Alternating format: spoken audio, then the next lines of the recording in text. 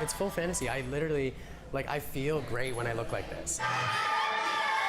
It's not a costume, it's an avenue of expression that I'm using to forcefully take masculine and feminine traits and just meshing them together and turning them into this new entity, something that no one's seen, which is usually my goal. I want to create something that forces people to think. My stereotype and bias of what a drag show was some, large person in a red dress on stage doing Barbra Streisand covers. And what I saw was actually anything but. It was youthful, it was energetic. I think it borders on high art. It's a complete different drag than any other drag I've seen. They always keep you at the edge of the seat. They're they do acrobatics. It's always a pleasure. It's great that we have the whole RuPaul phenomenon, but we need something to counter it. We need to see that that's not what everybody wants to look like.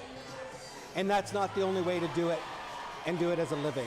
Pride shows, I find, typically the audience is less people that we recognize, because our regular programming is this beautiful group of 100 and however many people that come every second week. We're so fortunate to have such a giving and forgiving audience. When we make mistakes, they cheer.